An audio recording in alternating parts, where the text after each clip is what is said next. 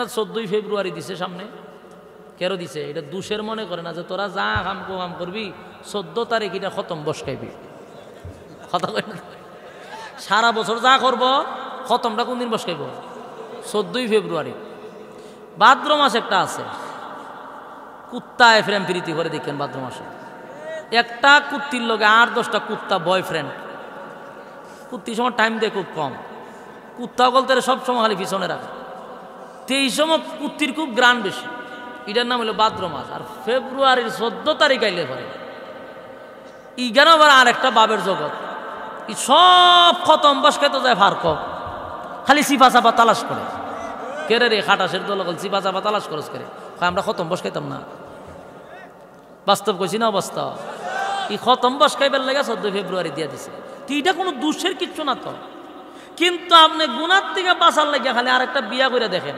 তবে হালায় লুচ্ছা হালা চোখ বালা 2 বিয়া বলেছে বাস্তব না বাস্তব ওমায় আলাল তরিকে বিয়া করছে লুচ্ছা বলে বিয়া কইরা তার নিজের বৈধ স্ত্রী নিয়ে হোটেলে গেল খাবি নামা দেও বাস্তব না বাস্তব বেচারার হালাল স্ত্রী লইয়া গেছে হোটেল এটার এটার খাবি নামা কর আর তুই যে ফ্রেম ফিরিত করস হোটেল লইয়া যা রাইতে দিনে এটা সমস্যা নাই কেউ জিজ্ঞাসা আজ পর্যন্ত ফুলাফানা যে প্রেম প্রীতি করে 14 ফেব্রুয়ারিতে জোড়ায় জোড়ায় বইয়া থাকে কোনো বুদ্ধিজীবী কোনো সাংবাদিক জিজ্ঞাসা যে তোমরা যেখানে বইলা তোমরা বিয়া করছো নি বলে না তাহলে বিয়া করলে খাবি নামা দো তে অবৈধভাবে সম্পর্ক কেন কেউ জিজ্ঞাসে না সুযোগ দেয় করতে থাক 10 মাস 10 দিন হইলে পরে 71 টিভি বাইরে জায়গায় হ্যান্ডেল লইয়া বাইরে গেছে সেটা কয় নবজাতক শিশু পাওয়া গেছে নবজাতক শিশু পাওয়া গেছে জুতা দামার কপাল তো নবজাতক শিশু পাওয়া গেছে অহন কস করে 14 তারিখ আটকেলে না বাস্তব কইছি না বাস্তব কিছু মাঠ কাজ না তো অহন তো নবজাতক শিশু পাওয়া যাবে এটা কি বৈধ নিয়ে অবৈধ হয়েছে এটা সিফা সাফাতা কোনো রকম তিতা তোর অবৈধ হইবই তো সুযোগ দেয় এরা পরে আবার এরাই কয় পাওয়া গেছে কিতা পাওয়া গেছে 14 ফেব্রুয়ারি ফসল বাস্তব না বাস্তব তো এটা ঠাডা ভরা একটা জায়গাতে আমরা জন্ম নিছি বিয়া করলে কয় লুচ্চা আর প্রেম করলে কয় এনজয় চিন্তা করছেন আপনারা কথাটা হাস্যা বেলায় দিয়ে না মানে এরা মানুষের মাথার ভিত্তি কি ঢুকাইছে চিন্তা করেন মানে আপনি প্রেম করবেন কোনো অসুবিধা নাই কিন্তু যদি আপনি বিয়া করেন কয়টা লুচ্চামি মানে মানুষের ব্রেন কি পরিমাণ ওয়াশ করছে আচ্ছা গেল আপনার কপালে ঠাড়া পড়ছে কারণ বিয়া একটা বিষয় 2টা কিন্তু চাহিদা আসেনি এইটা জুড়ে কয় না একটা করার পরে মনে মনে চায় আর একটা করত কিন্তু করবেন কেমন গরু তুই বাধা খালি গরু গিয়া কইন বলে আরেকটা বিয়া করো গরু ঢুকতে পারবেন না দুঃখেন বেড় হইলে খালি কইন বলে বিয়াদের একটা করতাম তো সেদিন রায় তার গরু ঢুকতে না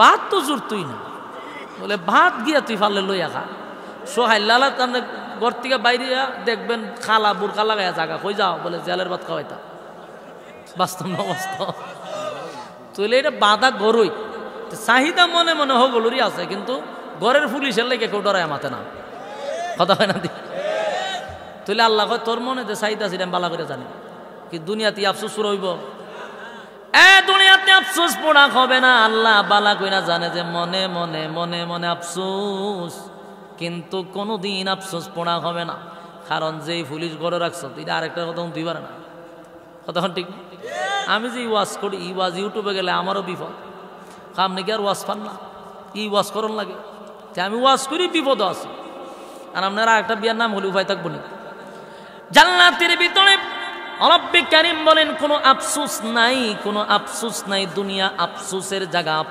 জায়গা চাইলেও পায় না মন মতো চাইলেও পায় না একটা মাইয়া মনে করেন পছন্দ হয়েছে বিয়ার আগের কথা কইতেছে বিয়ার পরে না বিয়ার আগে পছন্দ হয়েছে যে এটার বিয়া করলে ভালো আছে কিন্তু আফসোস তো করছেন কিন্তু কপালও কি আপনারা এটা আছে এই যে এটার নাম হলো আফসোস জান্নাতের ভিতরে কোনো মহিলা হুর যদি আপনার সামন দিয়া যায় আর দেখেন বলে আরে এত সুন্দর আল্লাহ কয় সাথে সাথে তোর নামে বিয়া করাই দিলাম তুই খালি আফসোস করছো তোর লোকে বিয়ে হয়ে গেছে সুবহান দুনিয়া আফসোসের জায়গা জান্নাত কোনো আফসোসের জায়গা নয় আল্লাহ কয় জান্নাতের ভিতরে কমপক্ষে বউ দিব 72টা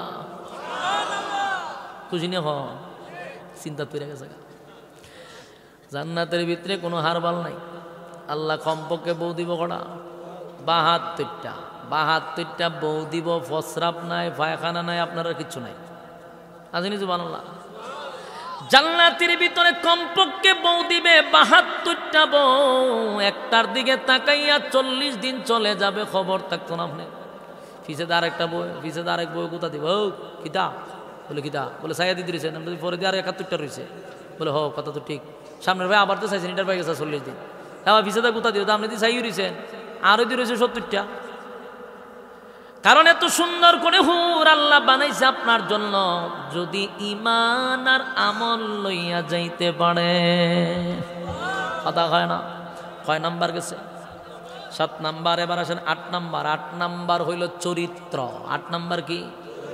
আমরার যেই চরিত্র, এই চরিত্র লইয়া যদি আল্লাহ জান্নাত ঢুকায়, উপায় আসেনি। সে কথা কই না দি, যেই চরিত্র আমরার ভিতরে, বাংলাদেশের মানুষের কথা কই, এই চরিত্র শুদ্ধ যদি জান্নাত ঢুকায় দেয়, জান্নাতের ডিসিপ্লিন থাকবো নি।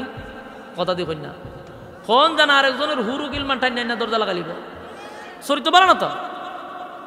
আল্লাহ কয় এই চরিত্র দিয়া জান্নাতে ঢুকাবো না। সুবহানাল্লাহ। এই চরিত্র দিব, চরিত্র চেঞ্জ করবো।